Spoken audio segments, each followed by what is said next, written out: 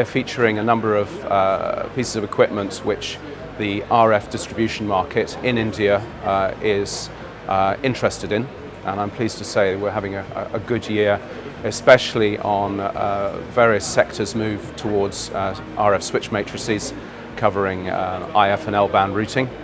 Also, we've just won some good projects with our high-performance RF and L-band splitters, which we're pleased about, and there is also a growing interest in our RF over fiber, which is our Stingray range.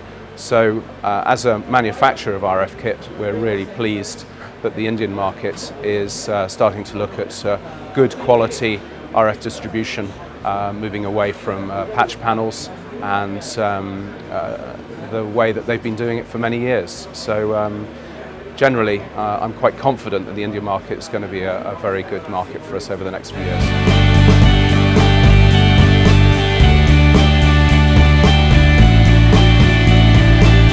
Well, I think they are threefold. The first one is the time and tendering process that often happens with many of the government, defence and public broadcasters that are here.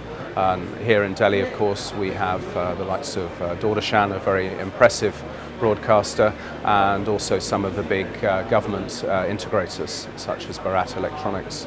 And of course they follow some very complex and detailed tendering processes which can take a year or 2 years to come to fruition. So it's very hard to predict the market and also to comply to some very exacting specifications over a long period of time. So that's the first challenge that we've had to learn in this market. The second one is price. Obviously, they are the Indian market is very aware of good quality, but they're also aware of getting it at a very good price. So we have to be extremely commercially sensitive to their requirements because our equipment is quality, and so quality costs money. So an RF switch matrix costs tens of thousands of dollars, and it's a big move from patch panel and more affordable passive splitter distribution coming from a satellite dish through to their modems. So it's often for many teleports a big jump to suddenly move to a different quality of product and therefore have to pay for it. But I'm pleased to say, certainly the meetings I've had over the last couple of days with customers, the Indian government is giving some very good capex expenditure approval, and we're hoping to bid and win on several of the large RF distribution projects that I'm seeing coming up. And then the last one, of course, is support, and rightly so. We need to have a support centre here, and the Indian customer, like all customers within a teleport, are very demanding. They want their equipment to have a very good mean time before failures, but they also want to have hot swap capability, reduce the single points of failure, much like any teleport in the world. And as such, we need to be thinking about support such as spares kits here, repair centres, and I'm working with my colleague who runs our ETL office here, Stafford Lobo, in Bangalore, to actually provide those and work with the local integrators. And those are, as standard, part of many of the tenders that we see. At the moment, we are seeing a growth in larger RF switch matrices, and one of the reasons is obviously many of the satellites that are overhead are now providing a much wider frequency range.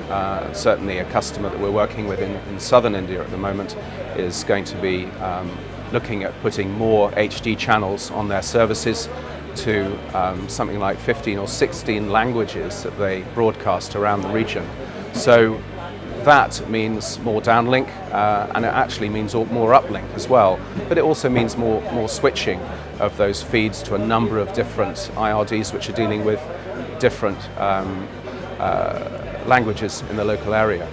So that's the first thing we're seeing. So our Vortex and 64 squared matrices covering frequencies up to 2.5 gigahertz are becoming extremely popular, not just for signal handling, but also for ease of use. The second one is RF over fiber. Historically, that's been done with coax, but as people are recognizing the quality of fiber over 10, 20, 30 kilometers, we are working on a number of programs to actually deliver signals from remote teleports into the master control rooms as well. So I'm doing a presentation this morning on our Stingray fiber system, and that is something that is we're hoping that's going to be very successful as well.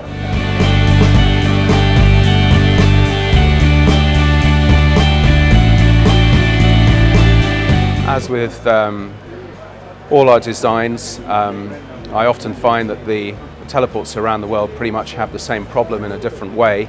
So we have to re-engineer our products at our facility in England, and our engineers there work to adapt our equipment to make sure that it's retuned to make sure it's carrying the right signals. So for example, we're working on an RF splitter project at the moment, which has a splitter and a combiner for downlink and uplink signals, but we're changing the design so we can pass 10 megahertz to the buck and also DC to the LNB. So this is a unique design on this particular product. The other thing that we have to address is redundancy and single points of failure. And those things are the same for any teleport. They don't want signals chains to be broken and millions of people to be without signals. So whether it's monitoring the status of a splitter or a matrix or a fiber or even a component, we are seeing more people now integrating our kit into proper software controlled monitoring control networks via SNMP, serial or even local control. So those things are the big step forward that we are pushing into the Indian market here.